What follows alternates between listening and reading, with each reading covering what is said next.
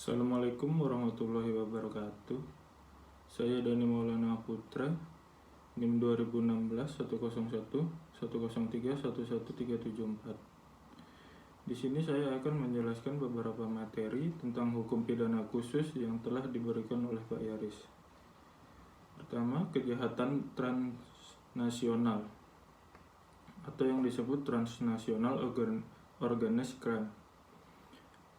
Kejahatan transnasional merupakan pengembangan karakteristik dari bentuk kejahatan kontemporer organized crime atau kejahatan terorganisasi pada tahun 1970. Kejahatan lintas negara digunakan untuk menjelaskan kompleksitas di antara kejahatan terorganisasi, kejahatan kerah putih, dan korupsi yang melewati batas negara dengan karakteristik berbahaya di tingkat internasional. UNTOC atau yang disingkat UNTOC telah diartifikasi oleh pemerintah Indonesia dengan Undang-Undang Nomor 5 Tahun 2009 tentang pengesahan UN Convention Against Transnational Organized Crime atau UNTOC atau Konvensi PBB menentang tindak pidana transnasional yang terorganisasi. Bentuk-bentuk kejahatan lintas negara, Pasal 5 Konvensi kriminalisasi atas partisipasi dalam kelompok pelaku tindak pidana yang terorganisasi. Pasal 6 Pasal 6 Konvensi kriminalisasi atas pencucian hasil kejahatan. Pasal 8 Konvensi kriminalisasi tindak pidana korupsi. Kementerian Luar Negeri RI menyebutkan tindak pidana yang dikategorikan sebagai kejahatan lintas negara, yaitu yang pertama TPPU, yang kedua tindak pidana korupsi, yang ketiga, tindak pidana perdagangan gelap, tanaman, dan satwa liar yang dilindungi. Yang keempat, kejahatan terhadap benda, seni budaya, atau cultural property. Yang kelima, perdagangan manusia. Yang keenam, penyelundupan imigran. Transnational crime dalam kaitannya dengan hukum pidana positif Indonesia. KUHP sebagai induk hukum pidana merupakan peninggalan penjajah Belanda sehingga telah usang ketinggalan zaman, tidak mampu beradaptasi dengan dinamika dan perkembangan zaman atau hukum. Pengaturan transnational crime secara eksplisit tidak terdapat dalam KUHP. Sebelum diratifikasinya UNTOC dengan Undang-Undang Nomor 5 Tahun 2009 dalam hukum pidana di luar KUHP, yaitu dalam kaitannya dengan hukum pidana khusus telah mengatur beberapa tindak pidana yang termasuk kategori transnational crime, antara lain tindak pidana narkotika dan psikotropika telah diatur dalam Undang-Undang Nomor 9 Tahun 1976, diubah dengan Undang-Undang Nomor 22 Tahun 1999, dan terakhir Undang-Undang Nomor 35 Tahun 2009. Kedua, TPPU atau tindak pidana pencucian uang.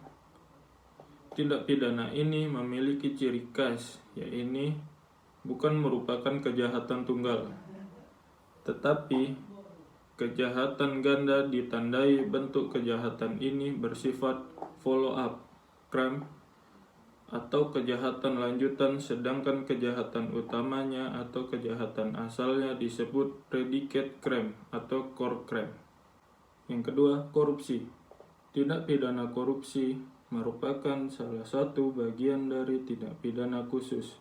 Di samping mempunyai spesifikasi tertentu yang berbeda, dengan tindak pidana umum. Undang-undang tindak pidana korupsi merupakan aturan yang mempunyai sifat kekhususan, baik menyangkut hukum pidana formal maupun material. Akibat hukum suatu tindak pidana menjadi tindak pidana korupsi, antara lain, lembaga yang menangani tindak pidana korupsi, sistem pembuktian dalam tindak pidana korupsi menerapkan sistem pembuktian terbalik yang bersifat terbatas atau berimbang.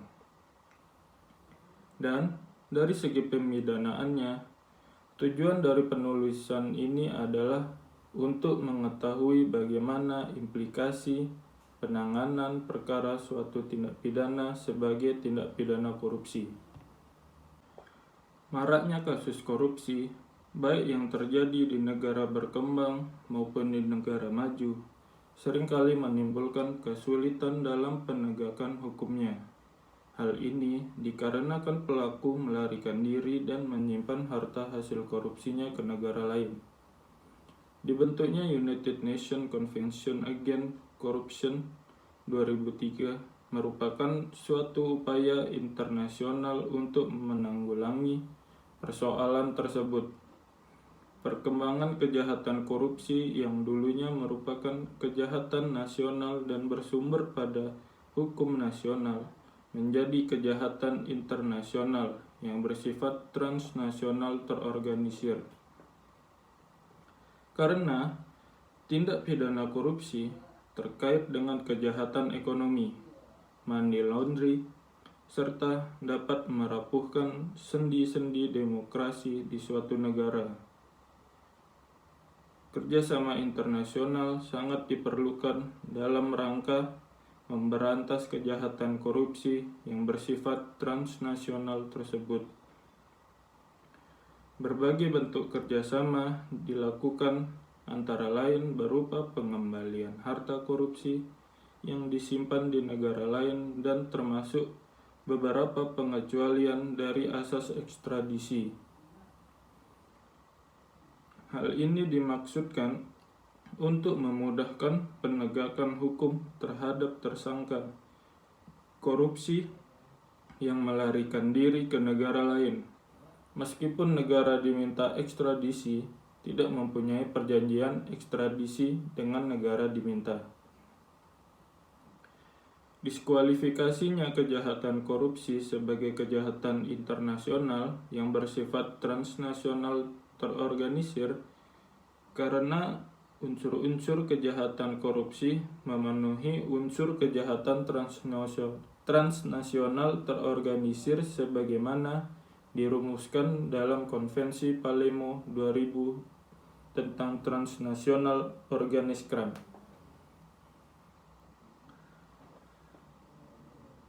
Pengaturan kerjasama internasional dalam pemberantasan kejahatan korupsi dilakukan dalam berbagai bentuk, baik berupa recovery aset, mutual criminal legal matters, dan terdapat beberapa pengecualian penerapan asas-asas dalam hukum ekstradisi. Selanjutnya yang ketiga tentang pencucian uang. Dalam beberapa tahun terakhir, kejahatan-kejahatan yang melibatkan uang mulai bermunculan baik di bidang perbankan maupun non-perbankan. Seperti halnya money laundering yang jelas ilegal karena memberikan insentif dan perlindungan terhadap uang-uang haram. Pencucian uang adalah perbuatan yang dilakukan untuk mengubah hasil kejahatan seperti korupsi, kejahatan narkotika, perjudian, penyelundupan, dan perbuatan lainnya atas harta kekayaan yang diketahuinya atau patut diduga merupakan hasil tindak pidana dengan maksud untuk menyembunyikan atau menyamarkan asal-usul harta kekayaan sehingga seolah-olah menjadi harta kekayaan yang sah. Untuk itu, kasus pencucian uang atau money laundry harus dipersulit atau dicegah. Perbuatan tersebut sangat berbahaya, baik dilihat secara nasional maupun internasional, disebabkan pencucian uang sebagai sarana untuk melegalkan uang hasil kejahatannya dalam rangka menghilangkan jejak. Selain itu, pencucian uang dapat mempengaruhi neraca keuangan nasional maupun global. Dengan mencegah praktek money laundering, diharapkan ada sistem yang bisa mengurangi kegiatan-kegiatan ilegal seperti penyelundupan korupsi, pembiayaan tindak terorisme, penggelapan pajak, dan lain-lain. Kalau seorang kriminal tidak bisa menikmati uang hasil kejahatannya, maka jelas akan berkurang kesempatan mereka untuk melakukan tindak kejahatan. Tindakan tersebut termasuk dalam lingkup kejahatan terorganisir. Dalam kaitan pencucian uang merupakan tindak pidana di bidang ekonomi yang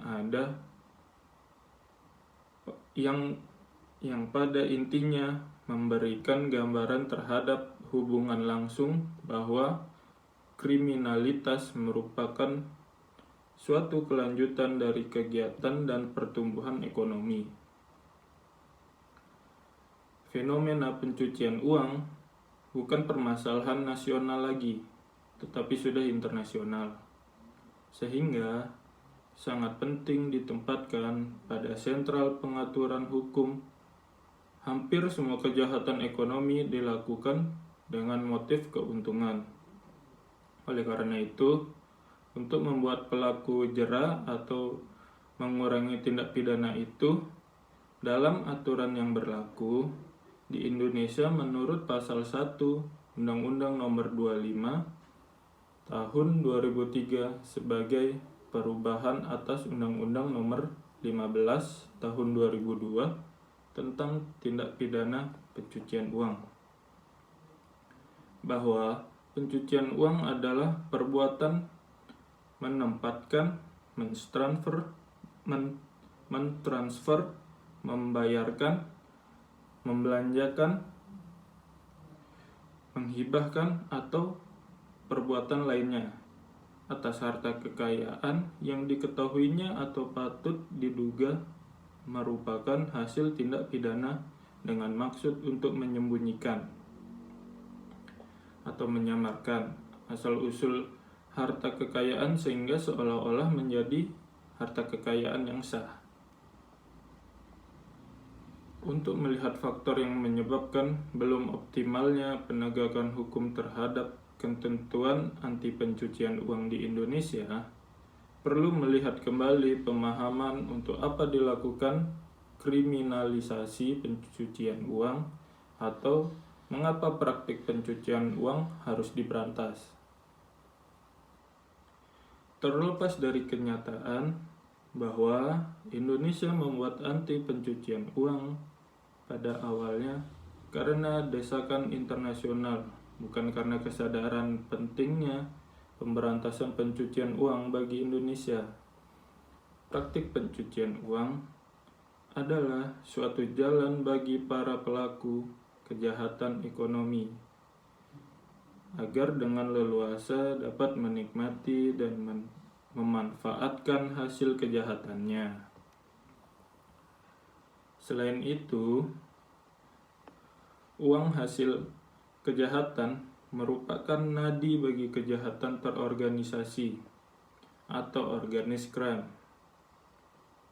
Dalam mengembangkan jaringan kejahatan mereka, maka penghalangan agar pelaku dapat menikmati hasil kejahatan menjadi sangat penting. Undang-Undang Tindak Pidana Pencucian Uang mencantumkan ancaman pidana minimal khusus, namun tidak memuat aturan atau pedoman penerapan pidananya secara khusus. Hal ini akan menimbulkan masalah jika ditinjau dari segi sistem pemidanaan, yaitu jumlah ancaman pidana, minimal maupun maksimal, hanya merupakan salah satu subsistem yang tidak dapat begitu saja diterapkan di dalam perumusan delik. Agar undang-undang ini dapat diterapkan, harus disertai dengan subsistem mengenai aturan pemidanaan atau pedoman penerapannya terlebih dahulu. Tahap-tahap dan proses pencucian uang. Untuk melaksanakan tindak pidana pencucian uang, para pelaku memiliki metode tersendiri dalam melakukan tindak pidana tersebut. Walaupun setiap pelaku sering melakukan dengan menggunakan metode yang bervariasi, tetapi secara garis besar, metode pencucian uang dapat dibagi menjadi 3 tahap, yaitu tahap placement, tahap layering, dan integration. Walaupun ketiga metode tersebut dapat berdiri sendiri atau mandiri, terkadang dan tidak menutup kemungkinan ketiga metode tersebut dilakukan secara bersamaan. Berikut adalah penjelasan dari metode pencucian uang tersebut. Pertama, placement. Tahap ini merupakan tahap pertama, yaitu pemilik uang tersebut mendepositkan uang tersebut ke dalam sistem keuangan atau financial system. Karena uang itu sudah masuk ke dalam sistem keuangan perbankan, berarti uang itu juga telah masuk ke dalam sistem keuangan negara yang bersangkutan.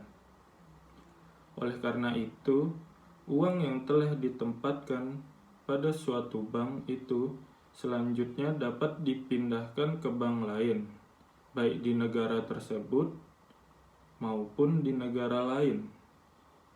Uang tersebut bukan saja telah masuk ke dalam sistem keuangan negara yang bersangkutan, melainkan juga telah masuk ke dalam sistem keuangan global atau internasional. Selanjutnya tahap layering, yaitu tahap kedua.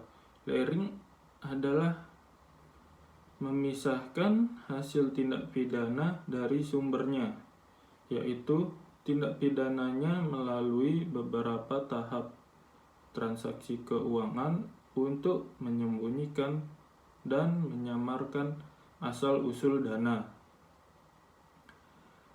Dalam kegiatan ini, terdapat proses perpindahan dana dari beberapa rekening atau lokasi tertentu sebagai hasil placement ke tempat lain melalui serangkaian transaksi yang kompleks dan didesain untuk menyamarkan dan menghilangkan jejak sumber dana tersebut. Selanjutnya tahap ketiga, yaitu integration. Integration adalah upaya menggunakan harta kekayaan yang telah tampak sah, baik untuk dinikmati langsung, diinvestasikan ke dalam berbagai bentuk kekayaan material atau keuangan, dipergunakan untuk membiayai kegiatan bisnis yang sah maupun untuk membiayai kembali kegiatan tindak pidana. Dalam melakukan pencucian uang, pelaku tidak terlalu mempertimbangkan hasil yang akan diperoleh dan besarnya biaya yang harus dilakukan, karena tujuan utamanya adalah untuk menyamarkan dan menghilangkan asal-usul uang sehingga hasil akhir dapat dinikmati atau digunakan secara aman. Ya, jadi sekian materi yang bisa saya sampaikan. Jika ada pertanyaan bisa komentar di bawah. Kurang lebihnya saya mohon maaf. Wabillahi taufiq wal hidayah. Wassalamualaikum warahmatullahi wabarakatuh.